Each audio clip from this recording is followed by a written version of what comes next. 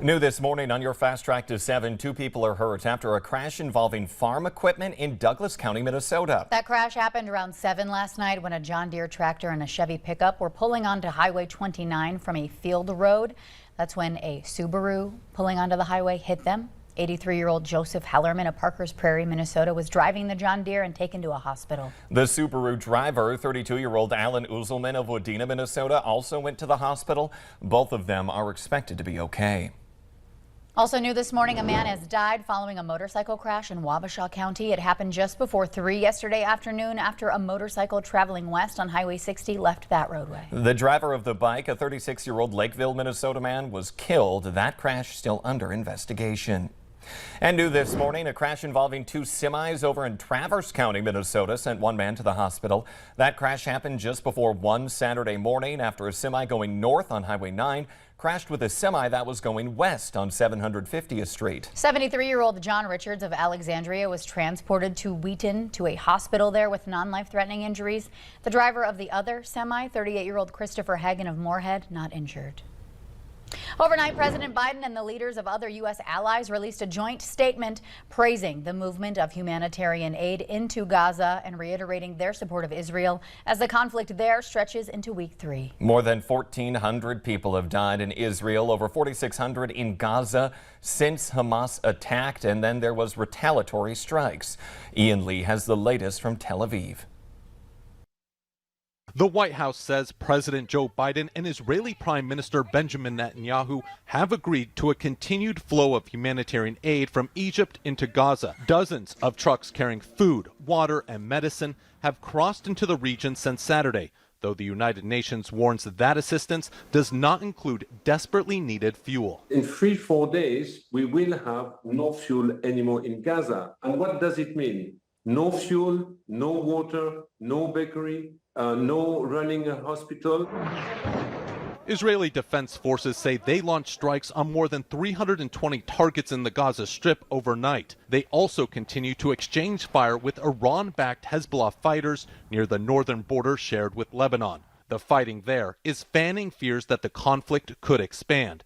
A bipartisan group of U.S. senators in Tel Aviv issued this warning to Tehran. If this war grows, it's coming to your backyard. Well, just behind me is the border with Lebanon. In the last few minutes, we've heard artillery. There's also the buzzing of a drone, which just underscores the tension in this region.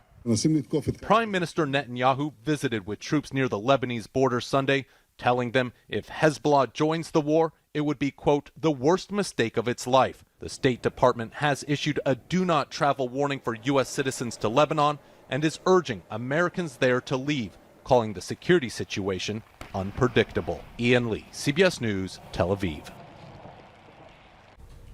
The White House says President Joe Biden and Pope Francis had a phone call over the weekend discussing the Hamas attacks on Israel and humanitarian efforts in Gaza. In his Sunday prayer, the Pope called for the end of the conflict and for Hamas to release those taken hostage during the October 7th attacks. Hey. It is, hi there, it's now 6:52. We want to get a check of your forecast out there with meteorologist Lisa Green. Good morning, Lisa.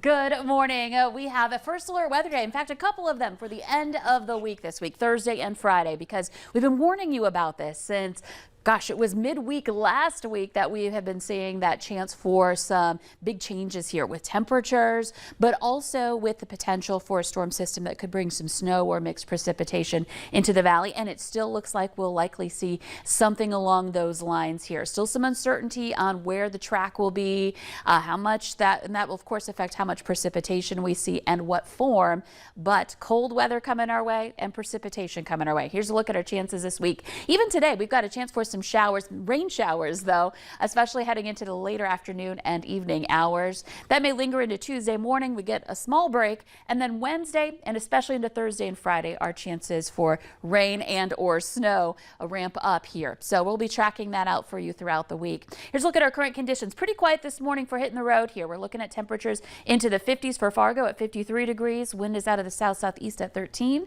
And sunrise not happening until close to 8 o'clock here this morning. So we'll be waiting on that for a while. And in Grand Forks, East Grand Forks, pretty quiet for you too. Temperatures a little cooler into the 40s, 47, wind south-southeasterly at 11. A couple of spots in Lakes Country, especially where we've got some gusts into the 20s this morning. So we're watching a few showers depart our eastern viewing area. We're getting into this break where we'll get to enjoy some sunshine here for today. But you see what's coming from the west. There's some showers over by places like Williston, and that's moving eastward. So those areas up by Devil's Lake will be impacted first, and then that will spread east from there heading into later afternoon and into tonight. So out at the bus stop, expect to see temperatures that get into the 50s, 40s and 50s as the kids are out there this morning, but this afternoon looking pretty nice for a lot of places. Into the 60s coming up for this afternoon for places like Fargo. There may be a shower or a sprinkle or two in the northern valley and out to the west at that point. And this will be our nicest day of the week. After that, we're looking at, again, cooling down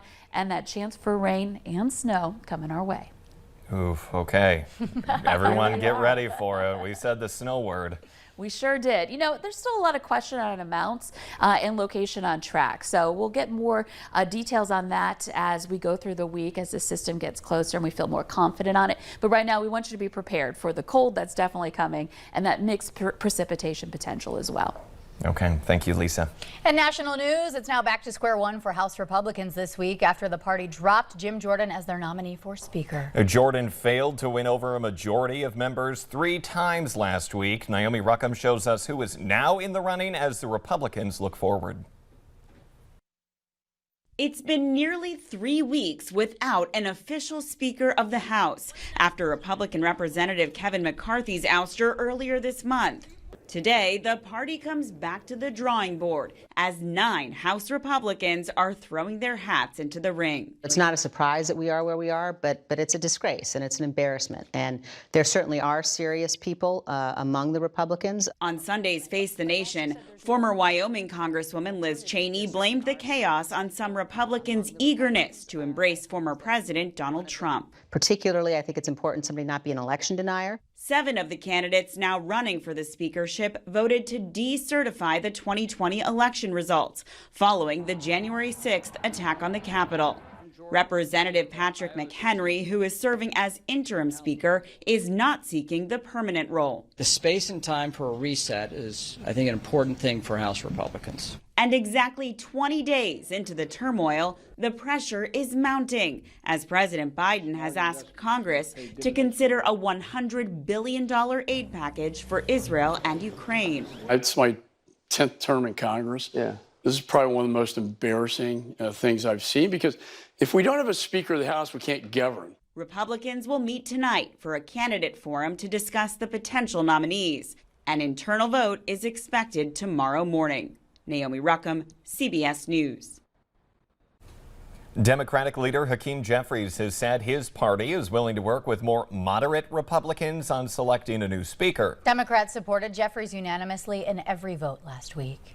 Meanwhile, GOP primary candidates continued to campaign in Iowa over the weekend. The Iowa caucuses traditionally lead off the fight for the GOP presidential nomination, bringing heavy attention to the state from contenders. The 2024 race is no exception.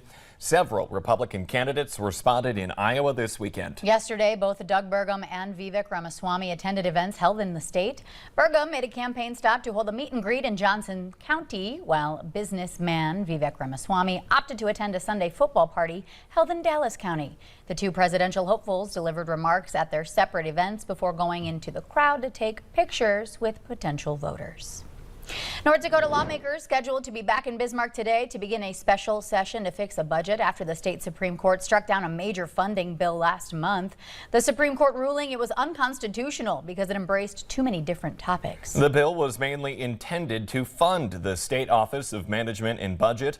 Governor Doug Burgum called the special session days after the court refused to delay its decision to give extra time requested by the legislature to deal with that situation. Burgum has expressed confidence, he says, in the legislature getting things right by November 1st, which is the next payroll date for state employees.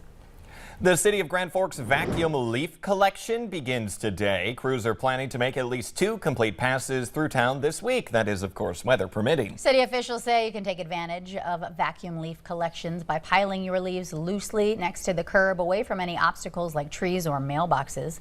Officials say you can visit the Grand Forks City Leaf Collection webpage for more specific information. Well, just over a week before Halloween, spooky season, as we know, has been in full swing. Yeah, and for one family in Hampton, Virginia, they're sparing no expense to celebrate Halloween. Take a look at some of those decorations. Yeah, the Woods family says they spend thousands every year on the decor, and each year they change the display, whether it's haunted dolls, skeleton dogs, or just jack-o'-lanterns like we're taking a look at there. There's something for everyone on the holiday, they say. Yeah, and of course, locally, Acres of Terror, one of the areas that does a little haunted maze. And I know Bonanzaville also has some things going on with hauntings out there as well. All kinds of spooky season festivities to get into. We're getting ready for it. All kinds of mischief. Well, the Today Show and CBS Mornings are just about to start. Thank you so much for waking up and joining us right here on the Valley today. Take care, everybody. My name is Ashlyn Hill. And I'm Jordan Schreier. Have a great day.